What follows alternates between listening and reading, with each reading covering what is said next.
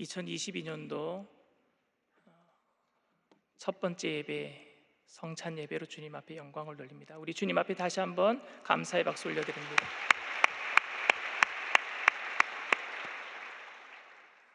말씀의 제목을 다 함께 따라해 주시길 바랍니다.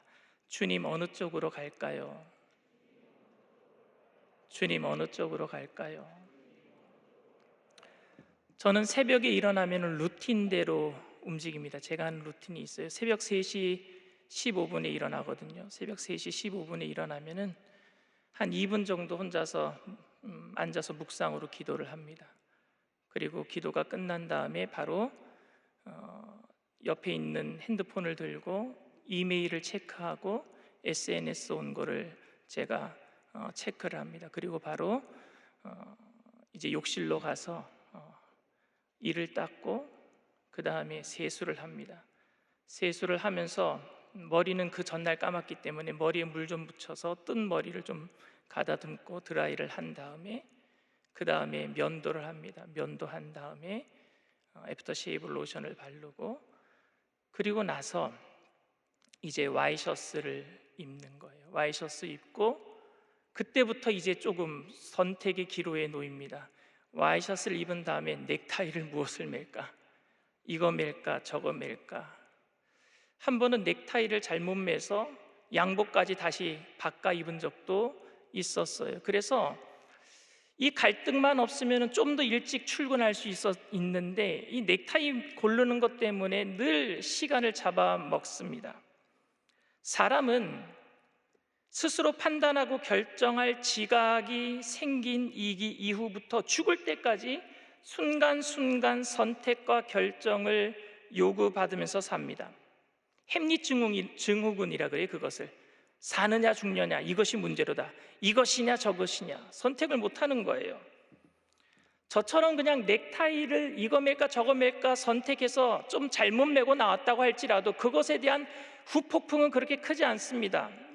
기껏 해봐야 목사님 오늘 날씨도 흐린데 왜 그런 넥타이 메고 나왔습니까? 이 정도 이야기 들을 것밖에 없습니다. 그런데 이미 상한가를 쳤던 주가가 막 떨어지기 시작했을 때에 그 주식의 모든 것을 건 사람은 그 선택 때문에 깡통을 차고 말 것입니다. 그런 결정은 한순간의 선택이 평생을 좌우하는 것 아닙니까? 완전 폭망하는 거예요. 잘못 선택해서. 이처럼 한 번의 선택이 돌이킬 수 없는 결과를 만들거나 평생을 두고 치명적인 그 영향을 끼치는 선택이 될 수도 있습니다. 그래서 성도님들은 자신이 선택한 길에 하나님의 은혜와 축복이 늘 함께 해주기를 소원을 하는데 그 소원하는 첫 시간이 바로 새해 예배인 것 같아요. 하나님 어떻게 하면 내가 좋은 길을 선택할 수 있겠습니까? 하나님의 뜻이 과연 어느 쪽인지 보여달라고 간구하고 그렇게 그 길을 가기를 원하기도 합니다. 하나님을 믿기 전에는 자기 마음대로 결정을 했는데 하나님을 믿기 시작하면서부터 결제받아야 될 분이 한 분 더 생긴 거잖아요. 그래서 어떤 분들은 하나님을 믿고 나니까 좀 힘들어졌다 그래요. 왜? 결제 맡아야 할 분이 한 분 더 생겨서. 본문은 성도가 중요한 결단을 할 때의 선택의 기준을 가르쳐주는 말씀으로 자주 소개되는 말씀입니다. 갈대아 우르를 떠나서 가나안 땅에 정착한 아브라함과 그의 조카 롯은 각각 소유가 많아지자 목자들끼리 우물과 풀밭을 두고 서로 다투게 되었어요. 그래서 아브라함과 롯은 서로 각자 갈 길을 가자고 헤어지기로 결정을 했습니다. 롯은 겉으로 드러난 모습만 보고 물이 좋고 풀밭이 좋은 소돔 땅을 선택하게 돼서 결국 망하게 되었고, 반면에 아브라함은 하나님의 뜻을 잘 분별하여서 외적 조건으로는 척박한 땅이지만 가나안 땅에 남기로 했기 때문에 오히려 하나님의 복을 받았다라는 말씀으로 우리는 그렇게 알고 있습니다. 그래서 이 성경 본문을 통해서 성도님들은 눈에 보이는 대로 판단하지 말고 죄악을 멀리하고 하나님의 뜻을 잘 선택해야지만 복을 받는다라는 그런 해석으로 우리는 그렇게 받아들이고 있습니다. 그 설명 자체는 틀리지는 않습니다. 그런데 본문의 해석으로는 좀 정확하지 않는 것 같습니다. 만약 그런 해석이 가능하다면 롯은 세상 재물에 눈이 어두워서 하나님의 뜻은 전혀 무시하고 그래서 완전히 제약된 길로 가는 그 죄인의 대표이어야 하고요, 반면에 아브라함은 세상과 환경은 전혀 바라보지 않고 하나님의 뜻만 분별하여서 모든 것을 하나님의 뜻에 따라서 희생하는 사람이어야 합니다. 그런데 창세기 본문에 그렇게 판단할 근거를 제시해 주지 않고 있습니다. 오히려 그 반대로 이야기를 하고 있어요. 롯은 우상 숭배가 만연한 갈대아 우루 그 땅에서 삼촌 혼자 떠나야 되는데 그 땅이 휘황찬란한 문화였단 말입니다. 그런데 그 땅을 포기하고 하나님이 지시하는 땅으로 아브라함 삼촌과 함께 떠나기를 소원했던 사람이에요. 믿음으로 떠나려고 했던 사람이었습니다. 세상적으로 번영했던 갈대아 우루의 남길을 선택하지 않고 험한 길, 나그네 길을 떠나려고, 그 길이 어떤 길인지 험악한 길인데도 불구하고 떠나기로 결정했던 사람입니다. 그리고 소돔과 고모라가 심판을 받을 때에 그 형편을 살피러 온 하나님의 천사들을 정성껏 대접했던 믿음의 사람이었습니다. 거기에 대해서 베드로후서 2장 7절에 이렇게 기록하고 있어요. 무법한 자들의 음란한 행실로 말미암아 고통당하는 의로운 롯을 건지셨으니, 여러분, 의로운 롯이라고 칭찬하고 있습니다. 의롭다 그랬어요. 그런 롯이 삼촌인 아브라함이 땅을 네가 먼저 하라라고 했을 때 옳다꾼이 덥석 그 땅을 자기가 먼저 선택했겠습니까?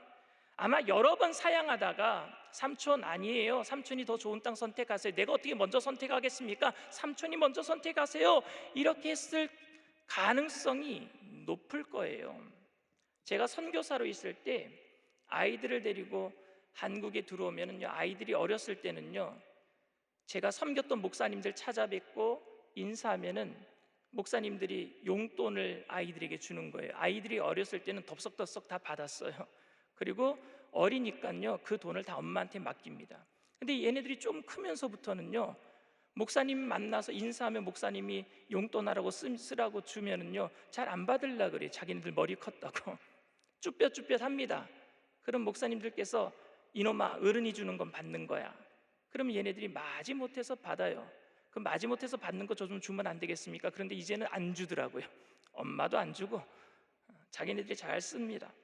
그런데 이런 식으로 롯도 사양하다가 아브라함이 계속해서 먼저 선택하라고 하니까 마지못해서 선택했을 확률이 크다라고 봅니다. 반대로 아브라함은 과연 의인이라고 칭함을 받을 자격이 있겠습니까? 저는 전혀 그렇지 않다고 생각합니다. 자기 목숨 부지하기 위해서 치사하고 비겁하게 마누라를 동생이라고 팔아먹은 사람입니다. 그리고 그는 자신의 후손을 얻을 욕심으로 처첩까지 둔 사람 아닙니까? 그래서 오늘날도 지금 중동 땅에 이렇게 피바람이 불게 만들고 폭탄 테러가 일어나게 만든 사람이 누구예요? 아브라함이 이스마엘을 낳았기 때문 아닙니까? 그렇다면 여러분, 롯은 정말로 무슨 선택을 잘못한 겁니까? 무슨 선택을 잘못했다라는 거예요, 롯이? 저는 롯이 선택을 잘못했다라고 생각하지는 않습니다. 저는 그의 판단이 정확했다라고 생각합니다. 그의 선택은 옳았어요. 여러분 한번 생각해 보세요. 강원도 산골에서 50만 원 주는 직장이 있는데 서울에서 300만 원 직장이 생긴 거예요. 그래서 서울에서 오라고 한다면은 안 갈 사람 있어요, 없어요? 안 갈 거예요? 소똥 냄새 나는 강원도에 남을 거예요? 저는 그런 직장이 서울에 있다고 하면은 갈 것 같습니다. 성도가 하나님 뜻대로 산다는 것이 반드시 경제적으로 손해를 감수하고 사회적으로 신분이 낮아야 한다는 뜻은 절대 없습니다. 황금을 돌같이 여기고 무슨 일에든지 도덕적으로 선하고 종교적으로 경건해야 하는 것도 아닙니다. 사도 바울처럼 현실에서 풍부함에 처할 줄도 알고 가난함에 처할 줄도 알아야 합니다. 어느 곳에서 무엇을 하든지 그 심령 중심에 하나님을 향해 바로 서 있으면 되는 줄 믿습니다. 어느 곳에 일을 하든지 말입니다. 그러나 인간의 사회 안에서 선이라는 것은 항상 상대적이에요. 개념이 절대적이지 않습니다. 인간 사회 안에서 선은 상대적이란 말입니다. 롯이 아무리 옳은 선택을 했을지라도 결과적으로는 삼촌 아브람보다 좋은 땅을 차지한 욕심쟁이가 되고 말았다라는 겁니다. 상대적으로 말입니다. 여러분, 이 이야기는 당나귀를 장에 팔러 가는 아버지와 아들의 이야기를 보면 잘 알 수 있어요. 당나귀를 팔러 가는 거예요.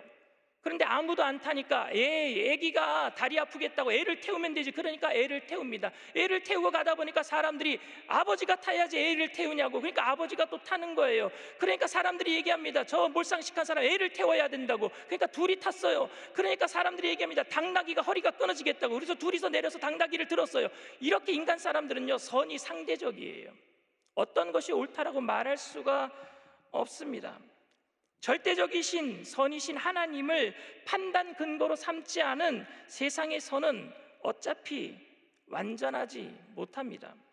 롯이 땅을 선택한 실제적인 이유는, 좋은 땅을 선택한 실제적인 이유는 삼촌 아브라함의 그 목자들과 싸우지 않고 양떼를 잘 키워서 번식시키려는 목적이었다면, 그렇다면 물이 좋고 풀이 좋은 곳을 선택할 수밖에 없었고, 따라서 그의 선택은 굉장히 합당한 것이었습니다.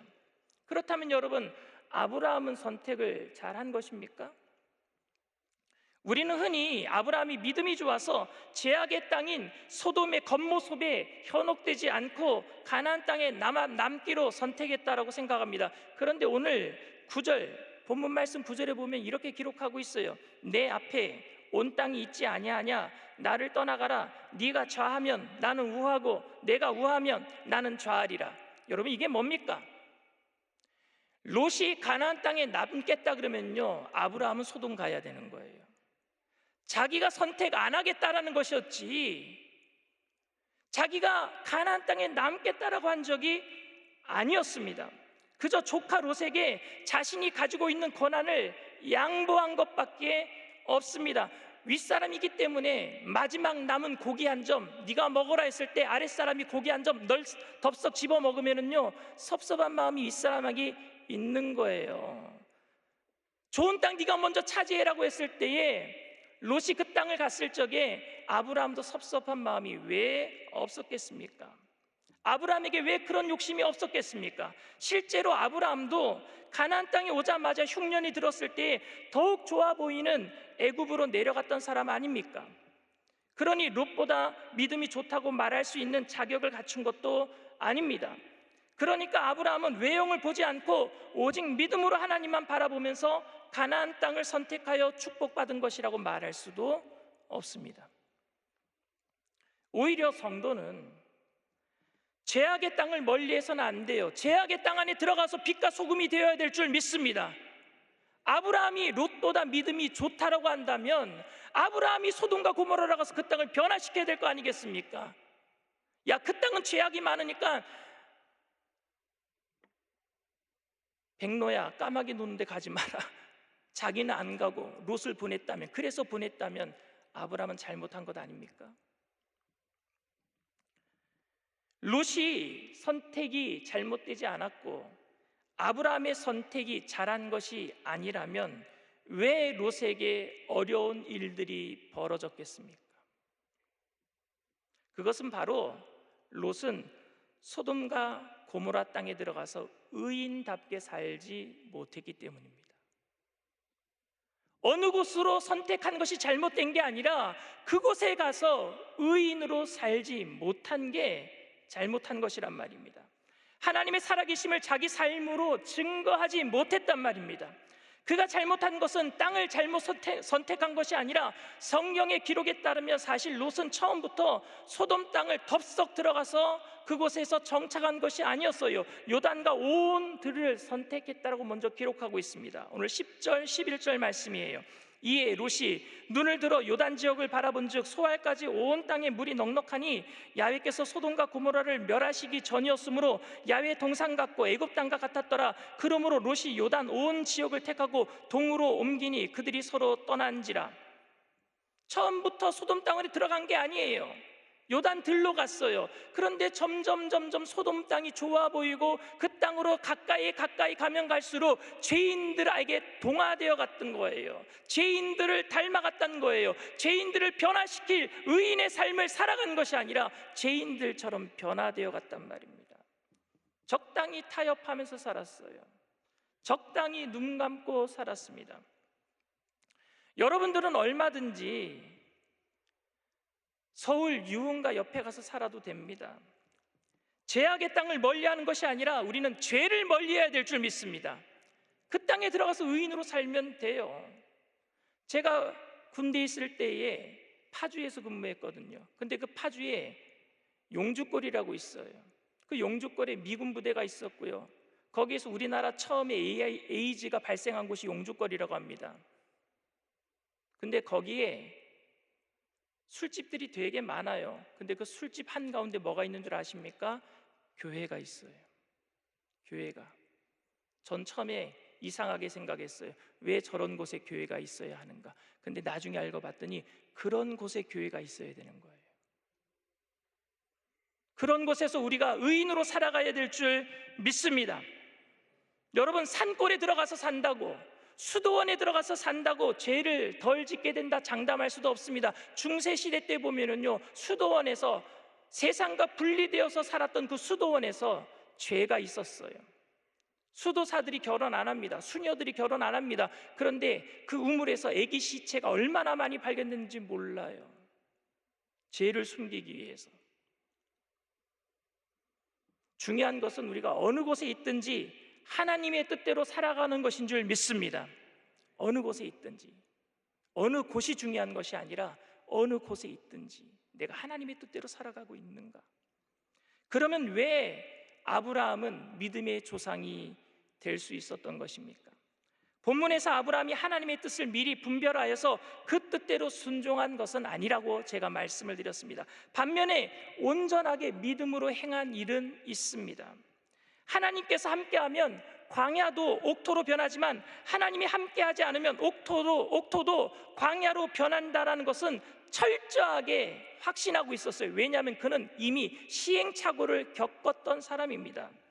오늘 본문에서는 우리가 나오지는 않지만 이전에 아브라함은 철저한 실패를 경험했었어요. 그가 하나님의 지시한 땅에 도착했을 때에 단을 쌓고 하나님께 예배를 드렸습니다. 그곳은 여러분 광야였어요. 척박한 땅이었습니다.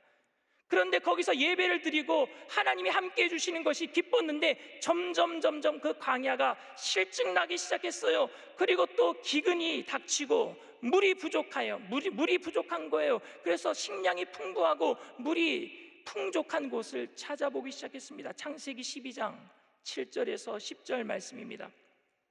야훼께서 아브라함에게 나타나 이르시되 내가 이 땅을 내 자손에게 주리라 하신지라. 자기에게 나타나신 야훼께 그가 그곳에서 제단을 쌓고 거기서 베델 동쪽 산으로 옮겨 장막을 치니 서쪽은 베델이요 동쪽은 아이라. 그가 그곳에서 야훼께 제단을 쌓고 야훼의 이름을 부르더니 점점 남방으로 옮겨 갔더라. 그 땅에 기근이 들었으므로 아브라함이 애굽에 거류하려고 그리로 내려갔으니 이는 그 땅에 기근이 심하였습니다. 점점 남방으로 내려갔대요. 물이 많은 곳, 풍족한 재산이 눈에 보이는 곳. 그래서 애굽이 보이는 거예요. 그래서 애굽으로 내려갑니다. 그리고 애굽으로 내려가서 자신이 죽을까 봐 아내 때문에 그래서 사라를 누이라고 속였어요. 예상한 대로 사라는 애굽 왕 바로가 차지하게 되었습니다. 궁으로 들어갔어요. 그런데 바로의 꿈에 현몽으로 하나님께서 나타나셔서 그 여자 건드리지 말아라.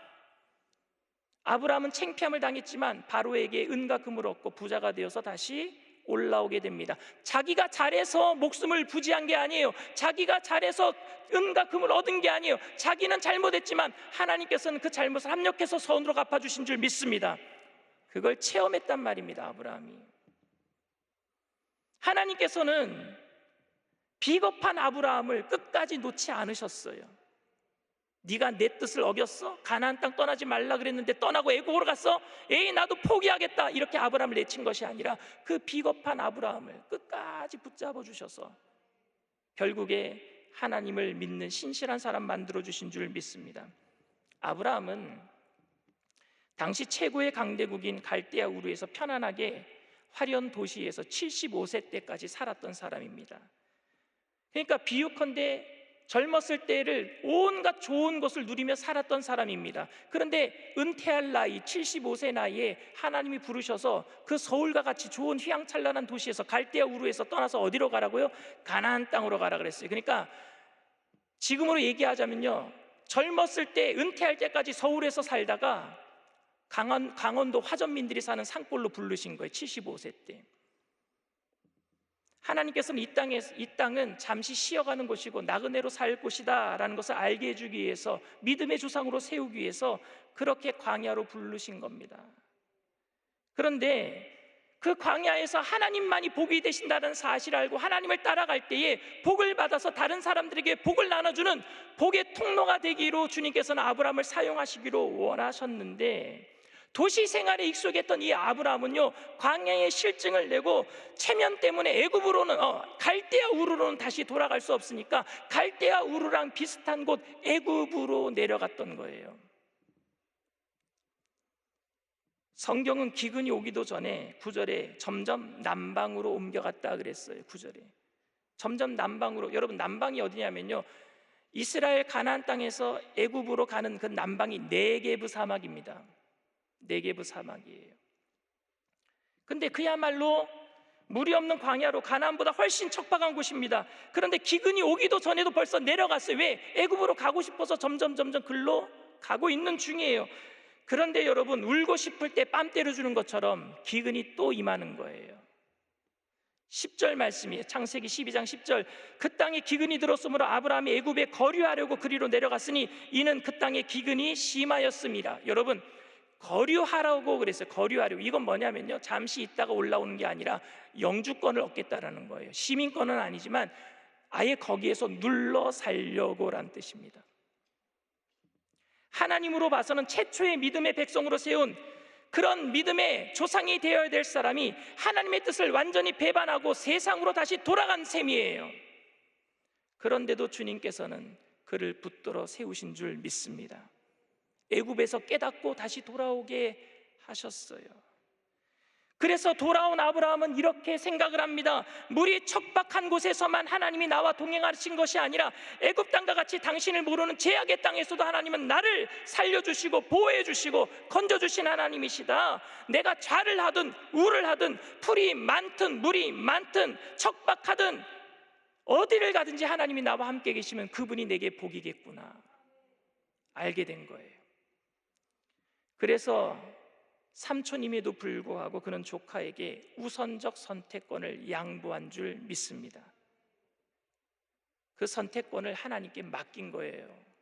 롯에게 먼저 선택해라고 얘기한 것은 그 선택권을 하나님께 드렸다라는 의미입니다. 여러분, 하나님은 점쟁이가 아니십니다. 그런데 우리들은 자꾸만 좌로 갈까요? 우로 갈까요? 그렇게 기도해요. 하나님, 이거 할까요? 말까요? 이 사업 오늘 시작할까요? 내년에 시작할까요? 분명히 하나님의 뜻을 분별해서 따르겠다라는 선한 순종의 의사와 각오를 우리가 세우기는 합니다. 그러나 솔직히 하나님께서 좌를 보내실지 우로 보내실지 방향에 관심을 많이 가질 때가 많아요. 왜 우리가 방향에 관심을 가지는 줄 아십니까? 성공할 가능성이 어느 쪽에 많은가 관심이 있기 때문에 그래요. 어느 쪽이 성공할까? 어느 쪽으로 가야 하나님이 물과 풀을 풍부하게 주실 것, 그것만 알고 있는가? 어느 쪽으로 가면 하나님의 축복을 더 많이 받을 수 있을까? 사실 하나님에 대한 관심보다 하나님께서 주시는 축복에 관심이 더 많지 않습니까? 물론 때로는 구체적인 방향에 관해 하나님의 인도하심을 구해야 될 때도 있습니다. 그러나 하나님이 베푸실 축복에만 관심을 두는 것과 하나님이 정작 나에게 무엇을 원하시는지 알고자 하는 것은 질적으로 다른 차이가 있는 것, 완전히 차이가 있습니다. 하나님이 자기에게 무슨 일을 시키든지 간에 순종할 각오로 헌신이 되어 있는 상태에서 하나님 뜻을 알기를 원하는 사람과 하나님의 뜻을 알고 나서 순종하겠다라는 사람은 천지 차이인 겁니다. 여러분 어떻게 기도하고 있어요? 하나님의 뜻을 안 다음에 순종하려고 하고 있습니까? 어떤 뜻이든지 간에 순종하겠다고 결단하고 하나님의 뜻을 구하고 있습니까? 우리에게는 좌우의 선택이 더 이상 문제가 아니라 성실하게 하나님과 함께 동행하는 것이 문제인 줄 믿습니다. 하나님과 동행해야 돼요. 어느 곳에 가든지. 아브라함은 좌가 되었던 우가 되었던 온전히 하나님께 맡겼습니다. 그에게 방향은 이미 아무 문제가 되지 않았습니다. 좌우 어느 쪽이든 하나님이 나를 놓지 않는다라는 것을 확신하였기에 자기도 그분을 절대 놓지 않겠다라는 각오로 오늘 그 모든 것을 양보하고 있는 거예요. 어디를 가든지 하나님 놓지 않을 거예요. 완전히 순종할 준비가 항상 되어 있는 자에게 여러분 방향이 무슨 상관이 있겠습니까? 하나님께서 우리들에게 원하시는 것은 어떤 곳에 가서 어떤 일을 하는가 이것이 하는 것이 그것이 중요한 것이 아니라 어떤 곳에 가든지 간에 어떤 사람이 되는가가 중요한 거예요. 하나님을 의지하는 사람이 되겠는가?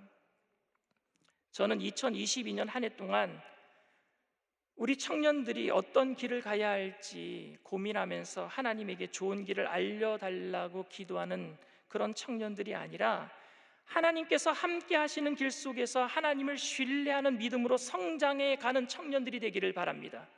어느 곳을 가든지 간에 풀밭이 좋고 물 좋은 곳만을 찾아다니는 청년들이 아니라 십자가의 길이라도 주님과 동행하기 때문에 마음속에서 평안이 넘쳐나고 기쁨이 넘쳐나는 모든 성도님들이 되기를 바랍니다.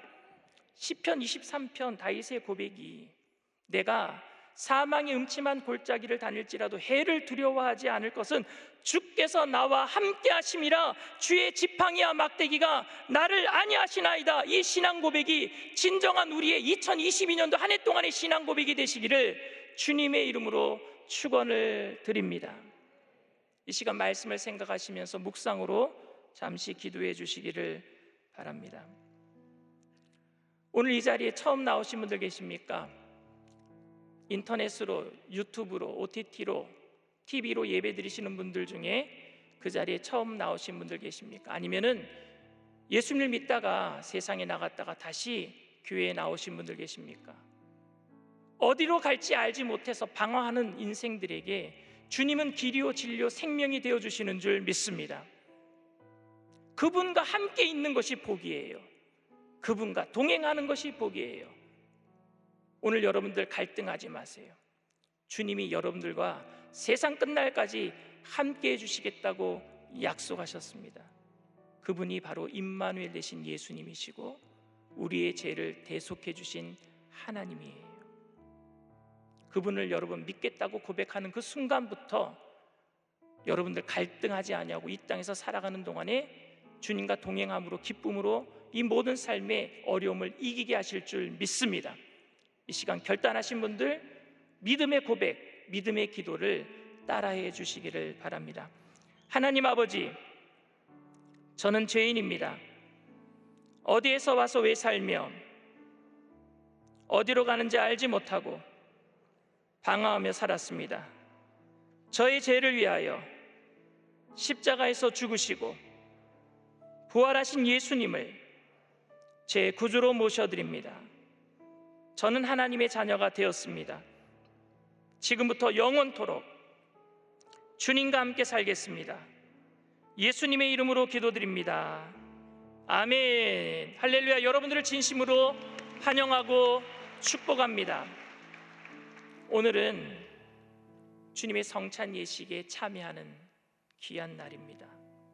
예수님께서 친히 깨트려 주신 몸과 피를 먹고 마실 때에 우리가 주님 안에, 주님이 내 안에 거하게 되고 주님과 동행함으로 어디를 가든지 간에 승리하는 삶을 살게 될 줄 믿습니다.